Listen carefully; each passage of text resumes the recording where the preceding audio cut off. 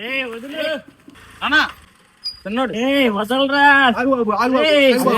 నాన్న వచ్చాడు కాబట్టి బతికిపోయావు.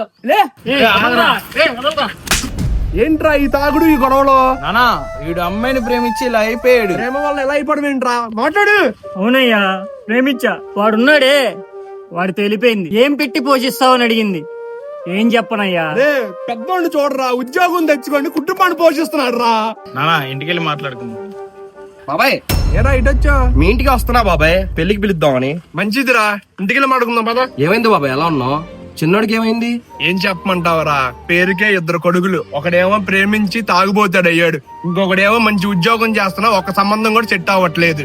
అంతా నా దరిద్రం రా. బాధపడకండి అంకుల్, అంతా మంచి జరుగుతుంది. ఒకప్పుడు నేనే ఇలాగేగా, తాగుతా తిరుగుతా ఉద్యోగానికి వెళ్లకుండా తిరిగేవాడిని. కానీ ఒక విషయం చెప్తా బాబాయ్, ఏమనుకోవుగా, మీ ఇద్దరు పిల్లల పేరు మీద ఒక్కసారి జాతకం చూపి బాబాయ్. ఈ రోజుల్లో జాతకాలు ఏంట్రా? అలా అనుకోమాకండి అంకుల్. శ్రీ దుర్గాదేవి జ్యోతిష్యాలయంలో మేమిద్దరం జాతకం చూపించుకున్నాం. ఇప్పుడు మా ఇద్దరు లైఫ్ చాలా సంతోషంగా ఉంది. ఒక ప్రేమ పెళ్ళే కాదు బాబాయ్, ఉద్యోగం, రాజకీయం, విదేశీ ప్రయాణం, ధనం నిలకడగా లేకపోవడం, భార్యాభర్తల మధ్యలో గొడవలు, ఆస్తి తగాదాలు, అప్పుల బాధలు. చిన్నప్పటి నుంచి మీ పిల్లలకి ఎంతో ఖర్చు పెట్టుంటారు. ఈ చిన్న జాతకం చెప్పించే విషయంలో వెనకడికి వేయొద్దు. శ్రీ దుర్గాదేవి జ్యోతిష్యాలయంలో జాతకం చెప్పించుకున్న ప్రతి ఒక్కరికి ఇప్పటి వరకు మంచి జరిగింది, ఎవరికి చెడు జరగలేదు. జస్ట్ ఈ నంబర్ కాల్ చేసి మీ పేరు, date of birth, me photo share చేస్తే చాలు. మీ కష్టం ఏంటో మీరు చెప్పాల్సిన అవసరం లేదు, స్వయాన్న వాళ్ళే చెప్తారు. మీరు ఒకవేళ పర్సనల్ గా కలుద్దాం అనుకుంటే విజయవాడ, వైజాగ్, గుంటూరు ఎక్కడైనా సరే ఈ నెంబర్ కాల్ చేసి మీరు కలవచ్చు.